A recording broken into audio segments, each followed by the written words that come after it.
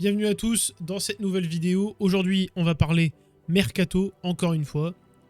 Après Ilya Zabarny, comme vous pouvez le voir à l'écran, on va parler du Mercato de Liverpool. Plus de 300 millions dépensés, 4 joueurs arrivés, un 5e attendu.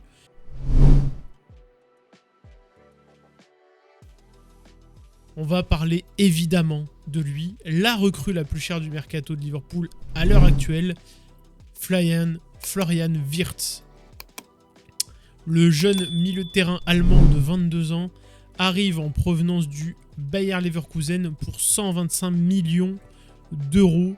Et c'est le plus gros coup du mercato de la part de Liverpool jusqu'à aujourd'hui.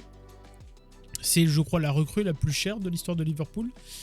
Et en même temps, j'ai envie de vous dire, 22 ans, milieu offensif, a gagné le titre de champion avec Leverkusen alors que Leverkusen n'avait jamais gagné le titre de champion de son histoire, en étant invaincu en Bundesliga, invaincu en Coupe d'Allemagne. Ils ont malheureusement échoué sur la dernière match, vous le savez, la finale d'Europa League, perdu 3-0 face à l'Atalanta et un match stratosphérique de Lookman. Mais la saison dernière, une saison un petit peu moins bonne, mais quand même une très bonne saison, 45 matchs, 16 buts, 15 passes décisives, 3300 minutes jouées. Voilà, une saison encore, une belle saison pleine de la part de Wirtz, tout en polyvalence, passe, but. D'abord aborder pour moi le point d'interrogation principal de Wirtz aujourd'hui pour Liverpool, c'est sa santé. Comme vous le savez, Florian Wirtz, ou si vous ne le savez pas, je vous l'apprends, mais Florian Wirtz, lors de la saison 2021-2022, s'est fait une blessure au niveau des croisés, et donc a été absent pendant 266 jours, quasiment une année complète, 43 matchs ratés, mars 2022 à décembre 2022, pas d'apparition sur les terrains. Après ça, donc il l'a subi extrêmement jeune, hein. Donc 2022, vous dites aujourd'hui on est en 2025, il a 22 ans, il avait seulement 19 ans, une blessure dont il s'est parfaitement remis, parce qu'aujourd'hui, plus trop de problèmes, même si en 2022-2023, comme on peut le voir, il y a eu quelques absences ici, une quinzaine de jours. En 2023-2024, pareil, une quinzaine de jours. Moi, c'est surtout ça qui me fait un petit peu peur avec mars 2025 et ses 30 jours d'absence et ses 7 matchs ratés avec Leverkusen et avec l'équipe d'Allemagne. Malheureusement, ça me fait poser des questions. Parce qu'on sait que c'est un joueur fragile. De par sa blessure, son historique de blessure. Et on connaît l'intensité de la Première Ligue. Donc en fait, moi, ça me fait peur pour lui. Est-ce que l'intensité, le rythme de la Première Ligue va le conduire à se blesser plus souvent? Est-ce qu'il va pouvoir garder son niveau de jeu? Et également, il y a une interrogation qu'on doit se poser. Les joueurs offensifs en Allemagne, lorsqu'ils changent de championnat, très régulièrement, malheureusement, ça ne marche pas aussi bien. Il y a beaucoup d'exemples, mais Jadon Sancho en est un. Hugo Ekitike peut-être également, on verra cette saison. Timo Werner, par exemple. On a ce genre de profils qui ont explosé en Allemagne et qui, malheureusement, dans d'autres championnats, il y a des exceptions, il y a des mecs qui ont très bien réussi, Erling Haaland, etc. Mais voilà, il faut quand même ne pas oublier, selon moi, ces détails. Mais ça reste néanmoins un excellent recrutement de la part de Liverpool. Il y a des énormes qualités, on va le voir dans la slide d'après. Boum. Florian Wirtz, la saison dernière, c'est 2300 minutes en championnat, 700 minutes en Champions League, 10 buts, 12 passes en Bundesliga, 6 buts, 1 passe en Champions League. C'est quand même des belles stats. Des bons XG en 9,4 XG pour 10 buts. Une légère surperformance d'XG, mais rien d'alarmant. Les non-penalty XG 6,1 et les expected assist à 7 pour 12 passes. C'est pas mal du tout. On va parler un petit peu des stats qu'on va voir sur le côté. Donc, les non-penalty goals, il est dans le 80e centile. Ce qui est très bien, hein. Les non-penalty XG, il est dans le 62e centile. C'est un petit peu moins bien, mais ça reste quand même au-dessus de la moyenne. Le nombre de tirs totaux sur le match, Sur un match, par 90 minutes, on est dans le 80e centile. Au niveau des passes décisives, on est dans le 91e centile. Ce qui est un des tout meilleurs là-dedans. Il est dans les 9% les plus performants sur les passes décisives. Donc ça en fait un excellent passeur. Sur les expected assisted goals, donc les XAG, donc les expected assists, il est dans le 79e centile, donc dans les 20%, les 21% les plus performants, ce qui est très bien également. Et une statistique, enfin plusieurs, même il y en a plusieurs là, mais qui est également très intéressante, c'est les shot creating action, donc les chances de création, donc les créations de tirs qu'il crée. Il est dans les 7% les plus performants, 93e centile, c'est excellent, tout simplement, il est dans le top du top, hein. Et vraiment là, on est vraiment dans la haute sphère de ce qui se fait, dans ce domaine. Ensuite, nous avons les passes tentées, 98e centile, donc dans les 2% les plus performants. Les taux de passes réussis, donc les passes completion en pourcent, 80% par match, ce qui le place dans le 73e centile, donc ce qui est très bon aussi. Mais forcément, on se dit 73 et en haut c'est 98, donc il tente beaucoup de passes, mais en fait il ne réussit pas. Oui, il réussit pas 100% de ses passes, mais il y a beaucoup de passes progressives, comme on peut le voir, hein. Progressive pass, il y en a 6,63 par match, donc ce qui le place dans le top 7% des joueurs qui tentent, enfin qui fait des passes progressives, donc des passes qui font gagner des mètres dans une équipe, donc ça c'est parfait, c'est un joueur qui fait avancer le jeu, qui fait avancer l'attaque, qui est donc très bon dans ce domaine. Oui, son pourcentage n'est pas si élevé que ça, mais 80% c'est excellent. Surtout quand vous êtes dans les 2% des joueurs qu'on tente le plus par 90 minutes. Donc, moi personnellement, je me fais aucun souci là-dessus. C'est excellent. Ensuite, on a sur les progressive carries. Donc, les progressive carries, c'est ce qui va prendre le ballon, balle au pied, des courses qui vont faire gagner des mètres. Donc il y a la progression par la passe, mais également la progression par la percussion, par juste avancer avec le ballon. Et ça, il est dans les 25% environ des joueurs qui le font le plus et qui y arrivent le plus. Donc ensuite, on a les progressive pass received. Donc ça, c'est les passes qui aussi font encore avancer le jeu. Donc il est dans les 10% les plus élevés. Et dans les touches attack pen, donc ça c'est les touches, donc les ballons qu'il touche dans la surface de réparation. Et il est dans les 25% les plus élevés à son poste. Donc c'est ailier et milieu de terrain offensif. Qu'on en pense? Moi je pense que c'est très bien pour le joueur. Je pense que c'est très bien pour Liverpool également. Et j'espère que ça le fera pour Liverpool. Que Liverpool a besoin de ce genre de joueur. Liverpool a besoin que Florian Wirtz, surtout que pour l'instant on est sur la recrue phare de l'équipe, il faut que ce soit une réussite. J'ai quelques interrogations sur sa santé physique, etc. Va-t-il résister à la première ligue? Sur le niveau technique du joueur, je n'ai aucun doute. Je pense que c'est un joueur qui est plutôt à l'aise dans les petits espaces, qui peut faire de la différence avec ses dribbles, sa qualité de dribble, qui a une très bonne qualité de frappe, très bonne finition, très bonne qualité de passe et une très bonne intelligence de jeu. Donc pour moi, c'est pas un mauvais choix, c'est un choix un peu risqué au niveau physique, mais sur tout le reste, il n'y a absolument aucun doute. Le joueur est excellent. Il faut pas oublier, il n'a que 22 ans et je pense que ça va être une réussite. J'espère que ça va être une réussite. Florian Wirtz à Liverpool, c'est un grand oui. Surtout comparer ce qui pouvait se faire entre... Est-ce que Liverpool avait d'autres choix que Florian Wirtz? Il y en avait d'autres, mais était-il pertinent? On va juste passer en revue quelques joueurs, mais il y avait Jude Bellingham, qui peut jouer sur les mêmes postes. Mais il est au Real Madrid. Et il vient d'arriver depuis 2 saisons. Il n'allait pas partir du Real comme ça, surtout après la saison qu'il vient de faire. Donc je pense que voilà, c'était pas réaliste. Jamal Musiala actuellement il est blessé, il a que 22 ans, il est au Bayern. Je pense pas qu'il serait parti à Liverpool tout de suite. Peut-être qu'il partira à l'avenir, mais pas aujourd'hui. Donc le rail de la liste. Cole Palmer, un peu les mêmes raisons que les deux autres.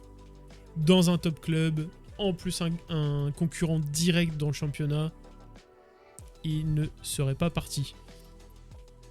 Odegaard, même constat, concurrent, très bon club, qui joue le top 2, top 3 depuis 2-3 ans maintenant.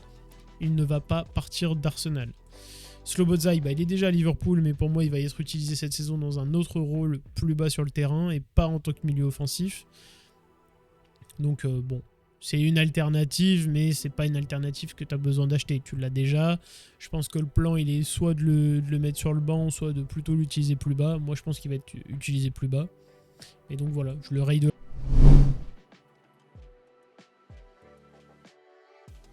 Hugo Ekitike, 23 ans, c'est disons que c'est un petit peu... je vais faire un aparté, mais en fait, c'est également la marque de fabrique de ce mercato de Liverpool. On est sur un mercato extrêmement rajeunissant, très intéressant, un peu dans la même veine que les mercatos précédents du PSG par exemple. Voilà, on est sur un mercato pour faire rajeunir cet effectif, qui en avait également besoin. Mohamed Salah vieillissant, même finalement même Darwin Nunez a un petit peu commencé à vieillir, je crois qu'il a 25 ou 26 ans. Mais Robertson, Alexander Arnold qui était encore là, enfin il y avait quand même du milieu, enfin du joueur un peu vieillissant. Donc on essaye de rajeunir un peu cet effectif. Wirtz 22 ans, Ekitike 23 ans. 95 millions. Voilà. Ça, c'est le montant du transfert. C'est un montant qui fait parler. 80 millions plus 15 millions de bonus. Il me semble que c'est à peu près ça le montant aujourd'hui. Valorisé à 75 millions sur Transfermarkt. Sort d'une excellente saison en Bundesliga avec l'Eintracht Francfort. 48 matchs cette saison, toutes compétitions confondues. 22 buts, 12 passes en 3600 minutes. C'est une excellente saison de sa part. La saison finalement de l'éclatement en fait d'Ekitike, et la saison qu'on attendait. Voilà, l'attaquant français a décidé d'enfin montrer tout son potentiel avec Liverpool cette saison, avec Francfort cette saison. 22 buts, 12 passes, très polyvalent, débute un peu dans toutes les positions, tir de loin, pivot dans la surface, aussi très playmaker, capable de créer des chances pour ses partenaires. On va le voir dans la slide juste après, mais en fait on va voir justement un joueur qui crée beaucoup de chances également pour ses partenaires. Et donc un gros pari de la part de Liverpool, parce que c'est, je pense, des 4 transferts pour l'instant dont je vais vous parler aujourd'hui, c'est le transfert le plus risqué selon moi de la part de Liverpool, parce que la somme est énorme.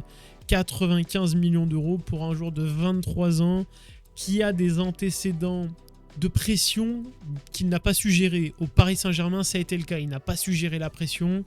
Le montant de son transfert a beaucoup été mentionné à l'époque. Forcément, c'est compliqué. C'est très compliqué. Et donc, faire un pari sur ce joueur, c'est très risqué de la part de Liverpool. Vous avez un joueur aujourd'hui qui peut consister en un échec. Et derrière, on connaît les salaires en première ligue. Ça peut être compliqué de s'en débarrasser. Peut-être qu'il restera à l'Arabie Saoudite, des prêts, etc. Se relancer encore en Allemagne. Pour moi, c'est un énorme pari, un énorme risque pour les deux parties. Pour le club, Liverpool, et également pour Hugo Ekitike. Ça peut complètement cramer le joueur. Ça peut également faire l'office d'un four complet pour Liverpool. Et le risque est là, le risque est présent, mais par contre le potentiel également, il est là. Le potentiel est là, il ne faut pas prendre non plus Ekitike pour un peintre. C'est un très bon attaquant, un attaquant très prometteur qui pourrait devenir titulaire en équipe de France s'il confirme son année qu'il vient de faire avec Francfort. On peut avoir l'avenir de l'équipe de France devant nous. À l'image d'un Lucas Chevalier, par exemple, dans le poste de gardien de but, Hugo Ekitike peut incarner cette relève du numéro 9 de l'équipe de France s'il confirme tout son potentiel. Et du potentiel, il y en a. Là, vraiment, on a vraiment un joueur, je trouve, très polyvalent et très prometteur. Bon, déjà, Bundesliga, 15 buts, 8 passes, 21 d'XG pour 15 buts et 6 d'expected assist en Bundesliga. C'est vraiment déjà, c'est pas mal.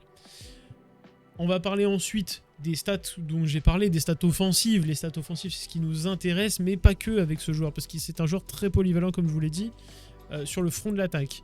Bon, déjà, les non-penalty goals, il est dans le top 25%. C'est très bien. Vraiment, c'est très bien.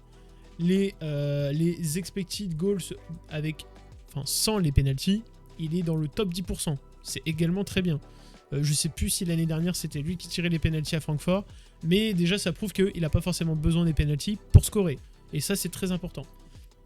Le nombre de tirs par match, il est dans le top 7% des attaquants. On voit 3,74 par match, 93e centile. Sur les assists, donc sur les passes décisives, il est dans le top 10%, 0,29 par match. Sur les expected assisted goals, il est dans le top 5%. C'est énorme, ça c'est énorme. Dans le top 5% des attaquants qui provoquent, oui, en fait des chances de but. Et ça c'est énorme. Si on allie les non-penalty XG et les expected assists, on atteint 0,84 par match, ce qui le place dans le top 4% des joueurs les plus dangereux, les plus décisifs, ceux qui créent le plus de danger. Et comme je vous en parlais, shot creating action, 3,5 par match, soit dans le top 6% des attaquants. C'est excellent. C'est excellent. Là, on est sur vraiment des stats, je le dis, je trouve que c'est excellent. Ensuite, je vais parler surtout aussi des progressive carries, donc les courses de progression avec la balle.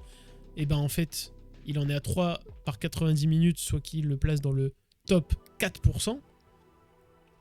Les ballons touchés dans la surface de réparation, dans le top 6%. Il touche 6,73 ballons dans la surface de réparation par 90 minutes. Et la réception des passes progressives dans le top 9%. C'est énorme. On est vraiment sur un profil extrêmement intéressant qui provoque beaucoup, qui marque beaucoup, qui fait également beaucoup de passes décisives. C'est un joueur qui, s'il est plutôt bien accompagné à Liverpool, si il est mis dans les bonnes dispositions, que peut-être est-ce qu'il va être dans un système avec un deuxième attaquant, on va peut-être en parler. Mais voilà. S'il est dans les bonnes dispositions, qu'il a pas trop de qu'il se met pas trop de pression et qu'il progresse bien, ça peut être un attaquant très important et très intéressant pour Liverpool. On va voir, mais est-ce que Liverpool, dans le top des valos aujourd'hui sur Transfermarkt, est-ce qu'il y avait des options plus intéressantes que Hugo Ekitike? Rayé de noms, Erling Haaland, on raye, Kylian Mbappé, on raye. Oui. Les deux, on les raye, ça ne sert à rien d'en parler. Ils sont dans des clubs énormes qui peuvent jouer la Champions League et la gagner chaque année. Les deux ne vont pas bouger pour aller à Liverpool. Surtout Haaland pour aller de City à Liverpool. En termes de concurrence, c'est pas du tout logique. C'est pas dans l'intérêt de City de le vendre. Le montant serait complètement ahurissant. Ça ne sert à rien. Kylian Mbappé, ai-je besoin d'en parler? Je ne pense pas. Alexander Isak, c'est intéressant qu'il soit dans cette liste parce qu'on va en parler justement dans une deuxième partie de la vidéo parce qu'il y a une rumeur Alexander Isak.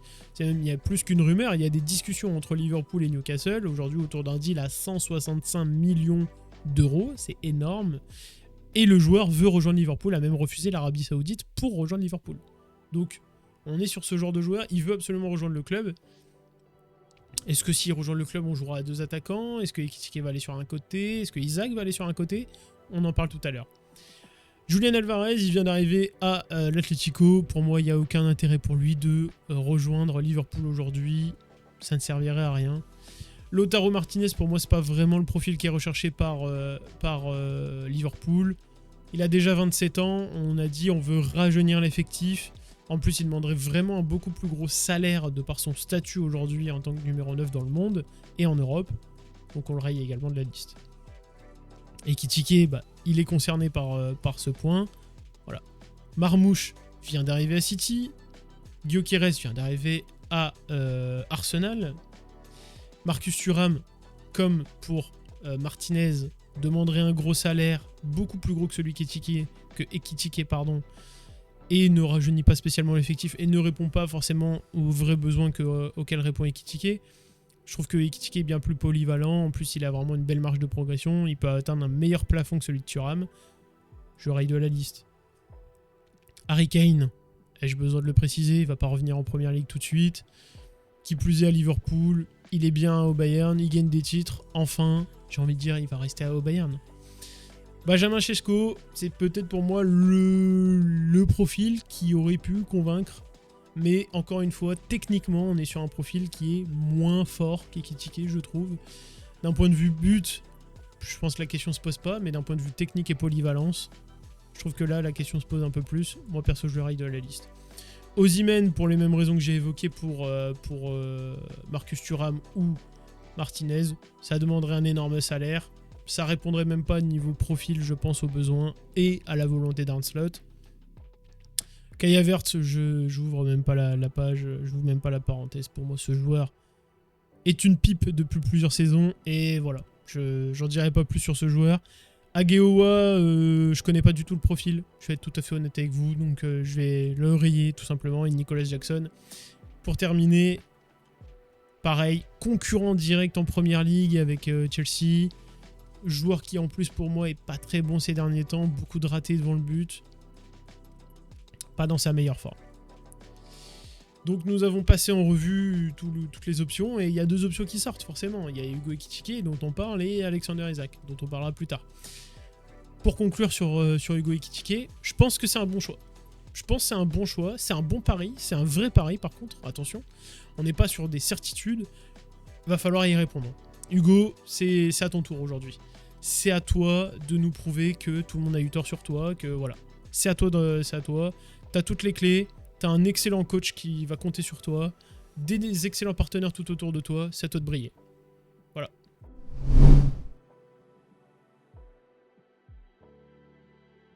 Milos Kerkez, recruté en provenance de Bournemouth en première ligue pour 46,9 millions d'euros. Il a 21 ans, donc il répond déjà à une problématique. On veut rajeunir l'effectif. Qui plus est, l'effectif en termes de latéral gauche. Parce que, surprise, Robertson n'est pas éternel. Et donc, on est sur un joueur qui a joué 41 matchs, 2 buts, 6 passes décisives. Un jeune espoir hongrois qui sort d'une très belle saison avec Bournemouth, aux côtés de Dina Hussein ou Ilyas Abarni, dont on a déjà parlé sur la chaîne. Parce qu'on parle d'un très jeune joueur qui a beaucoup d'axes d'amélioration. Je pense par exemple peut-être à son pourcentage de passes réussies, voilà, son pass completion, pas très élevé pour un latéral. Le nombre de passes tentées, bon, il n'a pas eu l'occasion peut-être de toucher beaucoup de ballons et ça sera peut-être un cas différent à Liverpool. Mais par contre, on est sur un joueur qui fait beaucoup de courses progressives, qui aime bien être dans la zone... qui aime bien être dans la zone de réparation. Vous voyez, hein, il est dans le top 30% et dans le top 25% sur ces deux statistiques. Qui marque des buts quand même, mais dans le top 40% des latéraux. Après, c'est encore une fois, c'est des stats qui vont comparer les latéraux entre eux. Donc c'est un peu également pour ça qu'il se retrouve si haut. Mais ce qui m'intéresse, c'est les assists, donc les passes décisives, dans le top 30%, ce qui est vraiment pas mal du tout. Dans les expected assisted goals, il est que dans le top 41%, c'est un peu moyen là-dessus je trouve.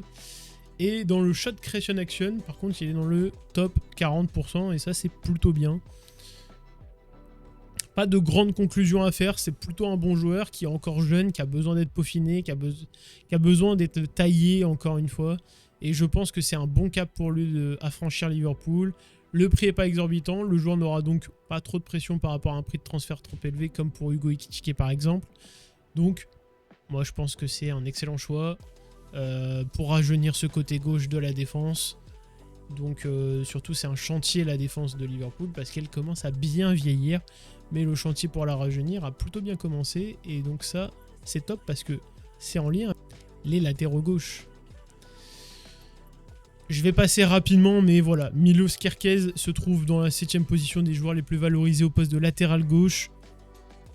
Et on va rapidement éliminer quelques personnes, mais Lewis Kelly, voilà, Arsenal, jeune, 18 ans, vient de faire une plutôt bonne saison, avec quelques bons matchs.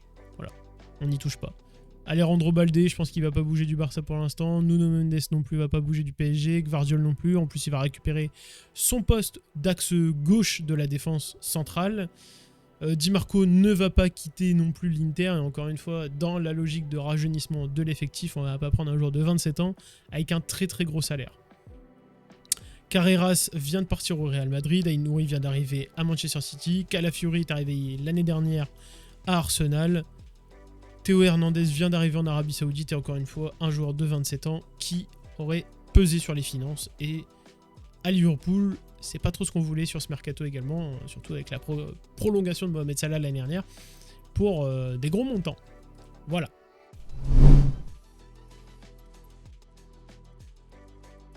Jérémy Frimpong, 24 ans, néerlandais, 40 millions, et on va parler tout de suite du montant du transfert.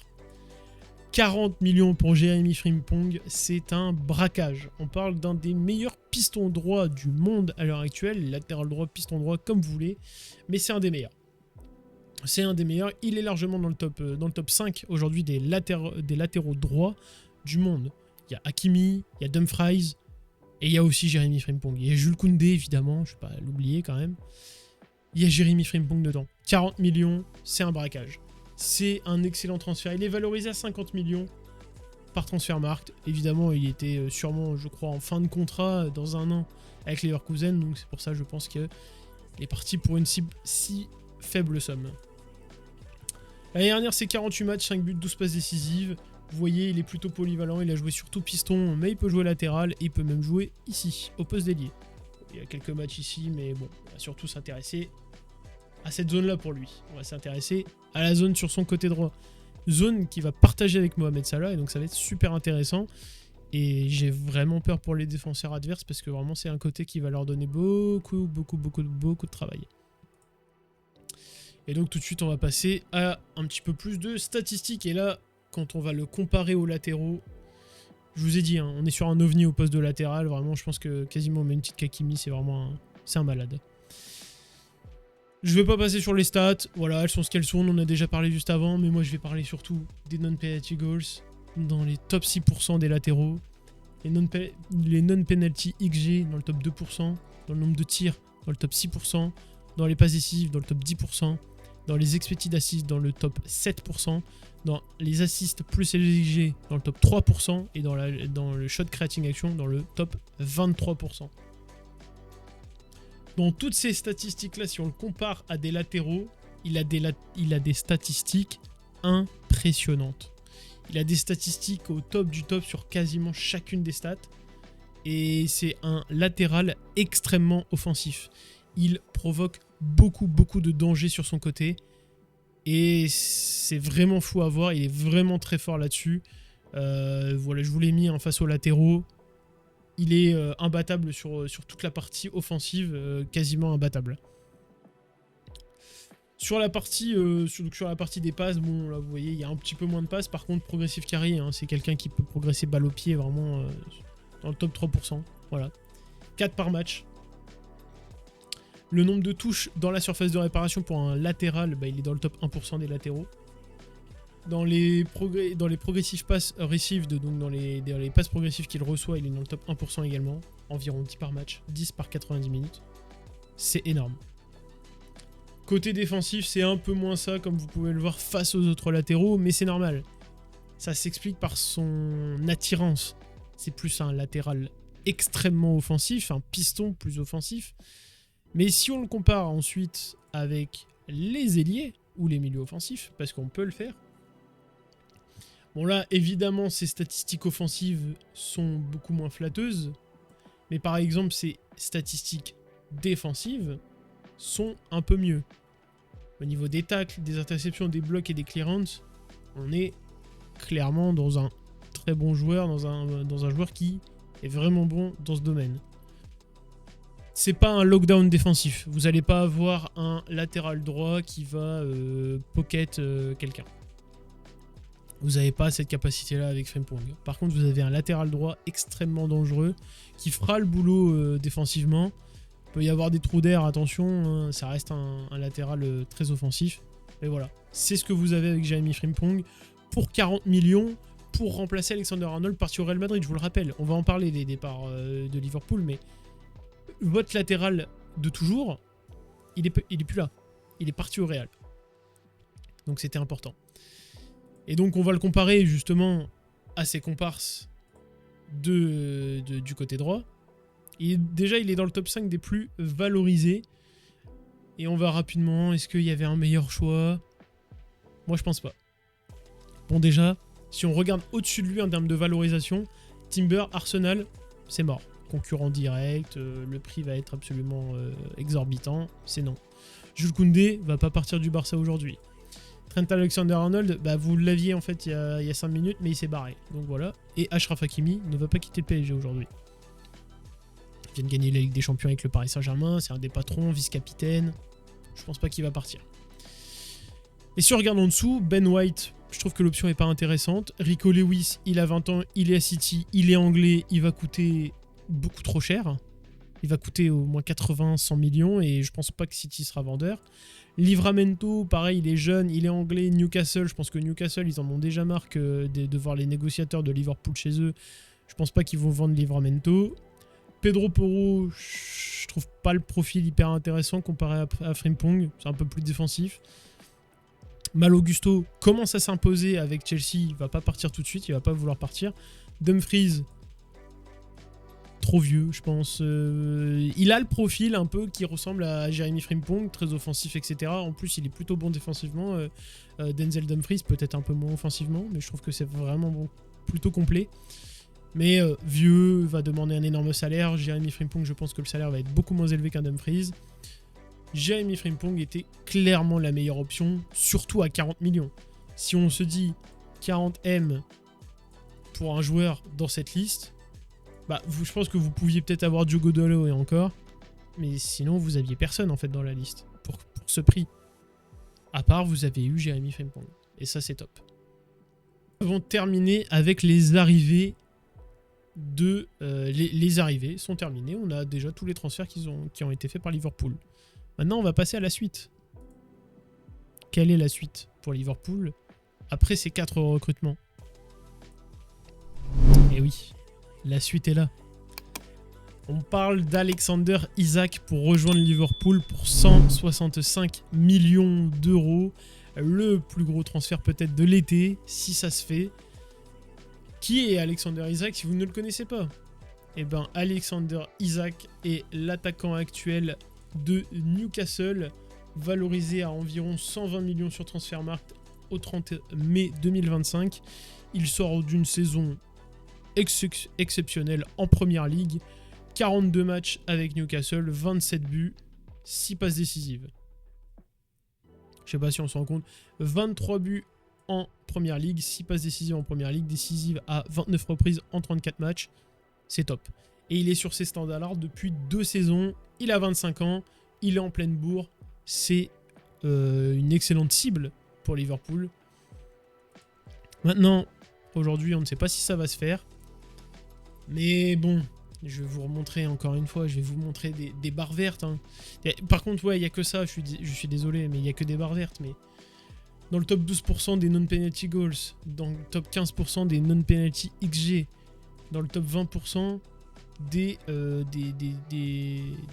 nombre de tirs total sur un match, dans le top 20% des passes décisives, dans le top 28% des expected assists, dans le top 13% des expected goals plus expected assists, pardon. Dans le top 15% des shot creating action.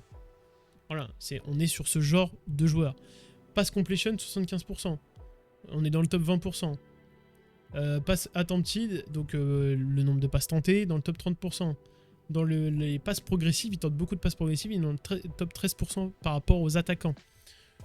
Progressive carries, donc pareil, encore une fois, il est capable de porter le ballon pour gagner des mètres, il est dans le top 7%. Dans le nombre de ballons touchés dans la surface de réparation, il est dans le top 14%. C'est énorme. C'est vraiment des super chiffres.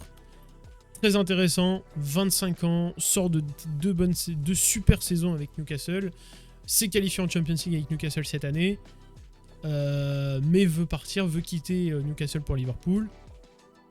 Ce serait une excellente recrue, il connaît le championnat, il est habitué, et en plus de ça, ça fait 2 saisons qu'il cartonne.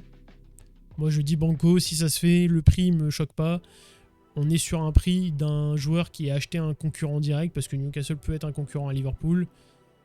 Et surtout, on est dans le même championnat, un joueur qui va jouer la Champions League, un club de Champions League, ça me choque pas.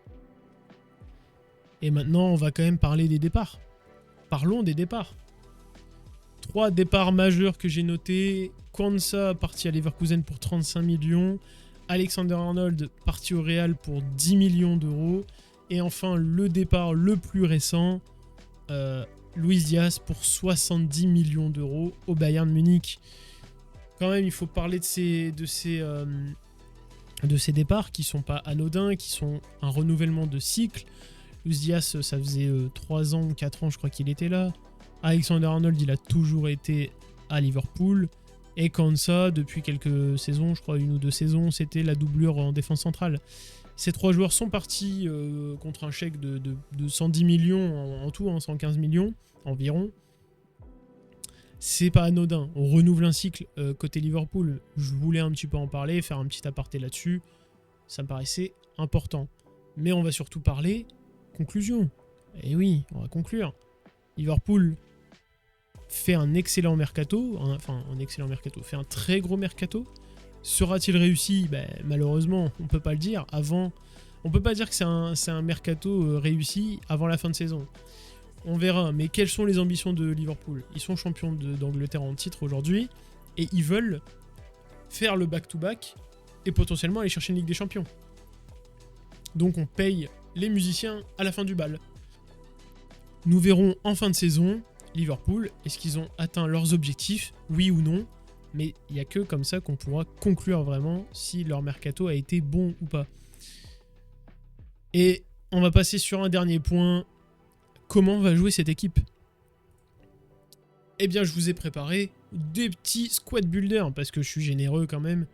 Bon, dans les buts, Alisson Becker, on va pas trop y toucher. Frimpong à droite, Konaté, Van Dijk, Kerkez. Je pense que ça sera la défense titulaire tout au long de la saison. Gravenberch, Szoboszlai, comme je vous le disais, en double pivot. Et j'ai regardé, parce que moi ça m'intriguait de savoir comment allait jouer si Isaac rejoint Liverpool. Et j'ai vu beaucoup de choses.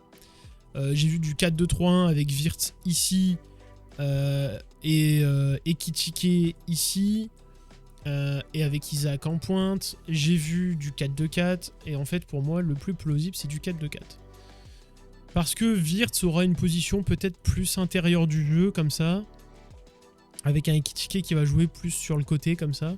Et donc pour moi ça va plus s'orienter comme ça. Donc Ekitike ça va pas vraiment sur l'aile, donc on sera pas vraiment sur un 4-2-3-1. Et en phase défensive, comme je vous l'ai dessiné à peu près, on aura un semblant de 4-3-3 avec Wirtz qui va venir se ranger dans un milieu à 3 et Ekitike qui va venir se ranger sur l'aile avec Isaac en pointe et Mohamed Salah sur son côté droit.